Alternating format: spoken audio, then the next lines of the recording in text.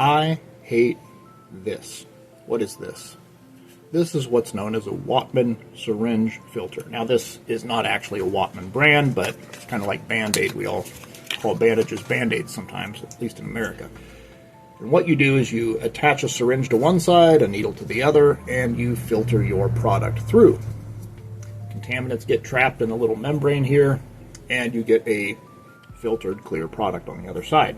The trouble with them is they are a complete nuisance to use, and they clog up very quickly under any kind of heavy use or any kind of volume. So, I thought, wouldn't it be better to use a glass filter? Because I thought this would be hardier, it will handle a larger volume. You can see that I've already done a pass on this. This is something I've used before in the past. The trouble with these are they're, number one, very hard to clean. Number two, they don't have the fine micron filtering that these Whatman filters do. If any of you out there are home brewers and you've done any kind of experimentation with liquids and filtering, you know what I'm talking about with these Whatman filters.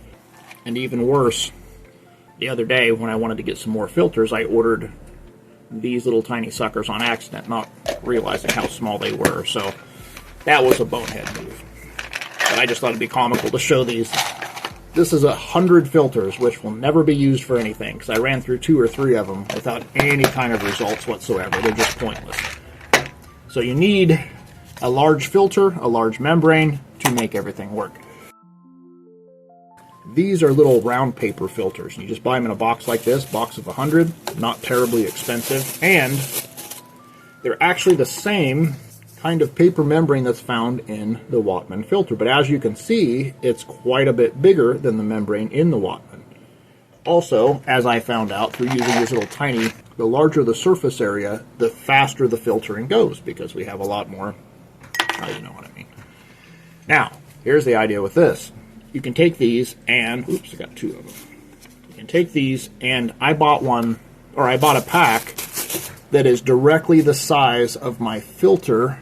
Now, how these glass filtration systems work is we have a container at the bottom, the glass filter and connector itself, a vacuum pump,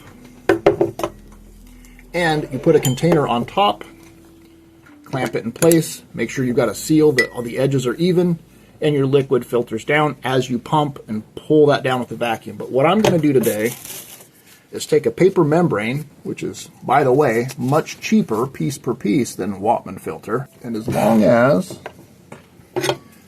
we have the entire surface of the glass filter itself covered and a ring around the outside to seal with,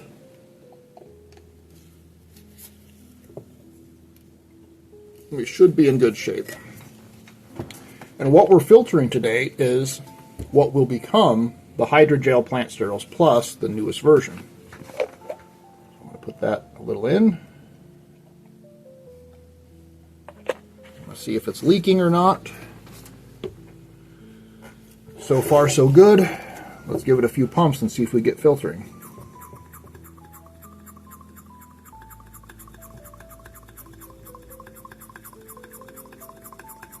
Building up pressure right now.